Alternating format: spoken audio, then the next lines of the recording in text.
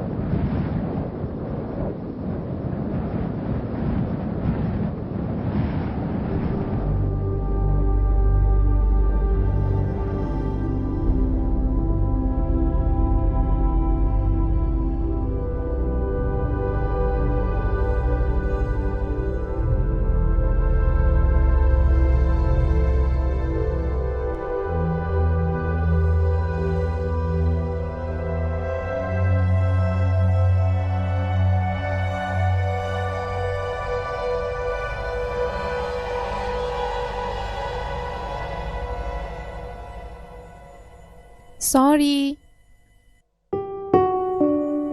বেয়া নাপাবা না। ৱাও, কিমান ধুনীয়া বতৰ চোৱা। কাৰোবাৰ মূৰত চাগে এতিয়ালৈকে মেঘে গাজনি মাৰিয়েই আছে। ধেমালি নকৰিবা। ঠিক আছে, নকৰো। কোৱা, তুমি কেনে আছা? মই কেনে আছোঁ? মই ভাবিছিলোঁ মই আৰু তোমাক কেতিয়াও লগেই নাপাম। কিয়? মই কেনেকৈ নহাকৈ থাকিম? তুমি নিজৰ লগত এনেকুৱা এটা কাম কৰিবৰ চেষ্টা কৰাৰ পাছত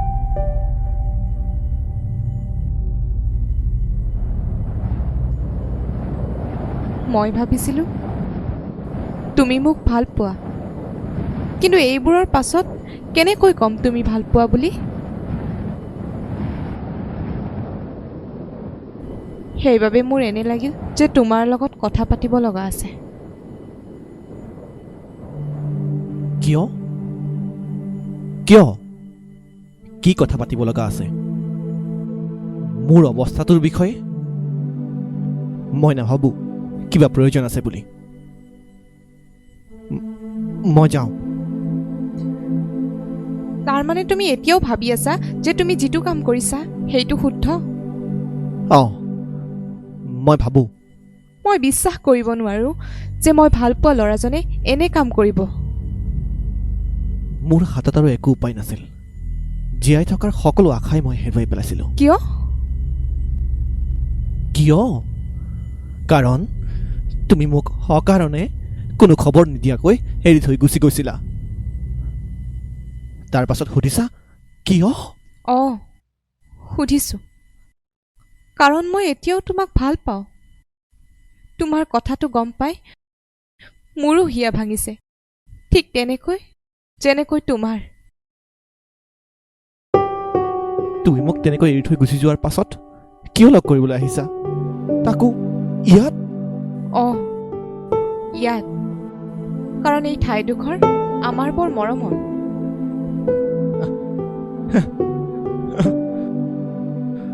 মই বেয়া পাওঁ এই ঠাইডোখৰ এতিয়া। কিয়?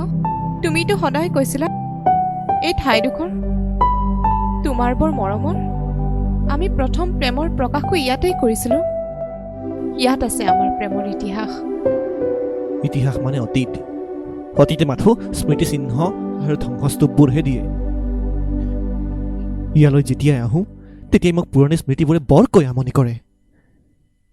মনত পৰে সকলো কথা। মই তোমাক সদায় এনেকৈ ভাল পাই থাকিম। আমাৰ এখন ঘৰ হ'ব, এজনী ছোৱালী উমলিব, আমি সদায় একেলগে থাকিম। তুমি মোৰ সকলো বিশ্বাস ভাঙি থৈ এৰি থৈ গুচি গলা মোক। তুমি তুমি ঠগিলা। হাড়ডোখৰ শুকাইছেনে? শুকাইছে। বহুত বিষাই নেকি? নাই।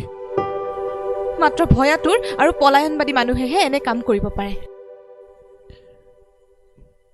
মই প্ৰেমিক, পলায়নবাদী কেতিয়াও নহয়। কিন্তু জীৱনৰ যন্ত্ৰণাবোৰ জীৱনটো নিজেই আটাইতকৈ মূল্যৱান উপহাৰ শুনাই এনেকৈ নষ্ট কৰি অশান্তি মাতি নানিবা। সোণপাহি, তুমি এনেকৈয়ে সুখীনে? অয়, মই সুখী। কিন্তু মই নোৱাৰো। তেনেকৈ আমাৰ ইমান ধুনীয়া ধুনীয়া সপোনবোৰ আমি একেলগে নাথাকিলে কেনেকৈ পূৰণ হ'ব? কিন্তু এয়াইতো সত্য, মানি ল'বই লাগিব। কথা এটা মনত ৰাখিবা, প্ৰতিখন দুখৰ অৰণ্যৰ বাবে ক'ৰবাত নহয় ক'ৰবাত সুখৰ চৰাই আছেই, আহি জিৰাবহি এদিন।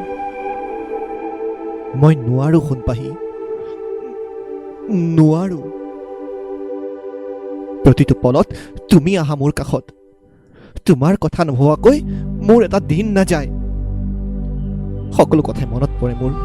সেই তোমাৰ খং, তোমাৰ অভিমান, তোমাৰ হাঁহি, মৰম, সকলো। সোণপাহি, তোমাক আৰু কষ্ট নিদিওঁ দিয়া। তোমাক খং নকৰোঁ দিয়া। কোনো কথাতেই বাধা নিদিওঁ দিয়া। মাথো মোক পাহৰিব নকবা। মই নোৱাৰো। সময়ে সকলো যন্ত্ৰণা শেষ কৰি দিব। যন্ত্ৰণাবোৰ ঠিক হ'ব পাৰে, কিন্তু সোঁৱৰণিবোৰ, স্মৃতিবোৰ, সেইবোৰক সময়ে একো এটা কৰিব নোৱাৰে। মই ভাবোঁ তুমি আকৌ কবিতা, নাটক লিখা আৰম্ভ কৰা।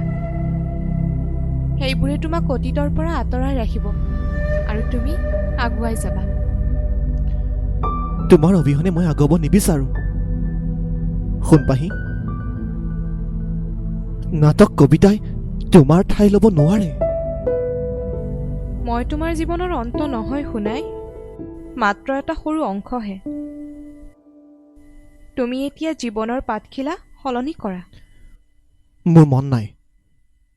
সেই পৃষ্ঠাটোহে মোৰ বাবে অৰ্থপূৰ্ণ। তুমি বুজিবলৈ চেষ্টা কিয় নকৰা? কিয় আমি আকৌ একেলগে থাকিব নোৱাৰো? মই তোমাৰ ভৰিত ধৰিছো, ব'লা আমি আকৌ একেলগে থাকো। এয়া আৰু সম্ভৱ নহয়।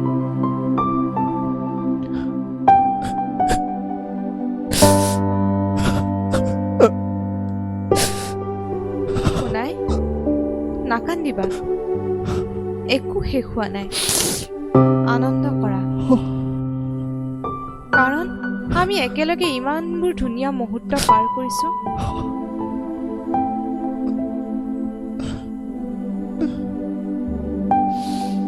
এয়া লোৱা, মই তোমাৰ বাবে কিবা আনিছো। চোৱা। নোচোৱা মোৰ ফালে? ইমান খং কৰিছা? চোৱা। শুনাই, মই তোমাক কেতিয়াও এনেকৈ কান্দি থকাটো নিবিচাৰো। মই নিবিচাৰো তুমি কেতিয়াবা অকলশৰীয়া অনুভৱ কৰাটো, কাৰণ মই সদায় তোমাৰ লগত আছো আৰু থাকিম। মাত্ৰ তুমি মোক যেতিয়ালৈকে ভাল পাই থাকা। তুমি এই কণমানি গোলাপ কলিটোলৈ চোৱা। এই কলিটো তোমাৰ লগত থাকিলে গম পাবা মই উশাহ লৈ আছো। মই তোমাৰ বাবে সদায় ৰৈ থাকিম, সময় যিমানেই দীঘলীয়া নহওক কিয়। তেতিয়ালৈ তুমি মাত্ৰ সুখী হোৱা।